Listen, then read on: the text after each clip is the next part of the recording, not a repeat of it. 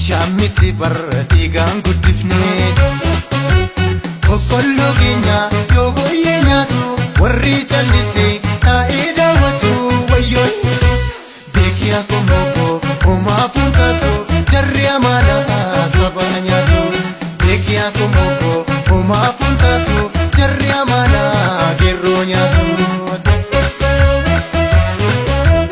koree buqqisnee qonnee facaafne Shamiti barra dhiigaan guddifne boqqolloo keenya yoo booyyee nyaatu warri callisee taa'ee daawwatu wayyoo beekii akkuma homaa funkaatu jarri amaanaa saba nyaatu beekii akkuma homaa funkaatu jarri amaanaa geerroo nyaatu.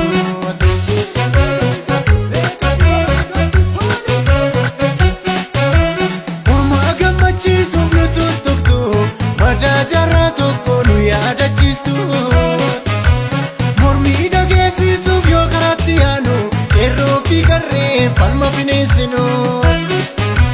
foddaa tiiviitiif effibiin baatanii nu sossobu nu gooyomtuu kana maal qabaa yoo dhiistanii.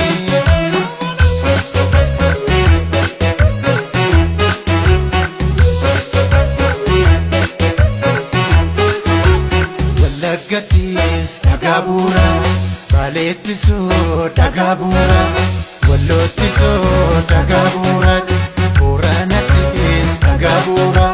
dhagaa miti kan nu barbaannu jechoollee malee nagaadha malee jijjiirama har'as jijjiirama boorus jijjiirama nuun jecha iroonidha jijjiirama lafa nuuf kaayaa waan qabatamaa jijjiirama har'as jijjiirama boorus jijjiirama nuun jecha iroonidha jijjiirama lafa nuuf kaayaa waan qabatamaa.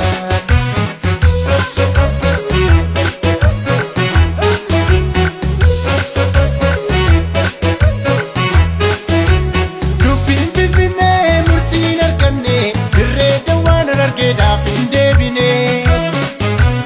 osoo beektanii maaf akka jallistu qabeenya Oromoodhaa maaf orma saamsistu sangaa dhalchisuun raadama seensitu gochaaf jechi keessa yoo waliin gitu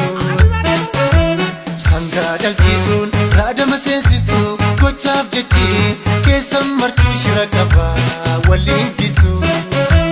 dubbiin herreegaa kun nuuf hin taane Freda'uun sadii kudha tokkoreen osoo dhugaa qabnu erga dararamne hidhaafa jechaan erga nurraan dhaabne jijjiiramtuuf obsine malee ida'amuu miti kun idaadha malee dubbiin herreegaa kun nuuf hin taane dursa mana keessaa ida'amname qeerroo fi qarree mootii jijjiiramaa gootota keenyaas mee walitti haamaa. Keessa baasaa jajallaa namaa hayyoota waliin tokkummaa uumaa hayyoota waliin tokkummaan humnaa soddoota waliin booda ida'amnaa soddoota waliin booda dammaramnaa dubbii Oromaaraa boriif bulfannaa.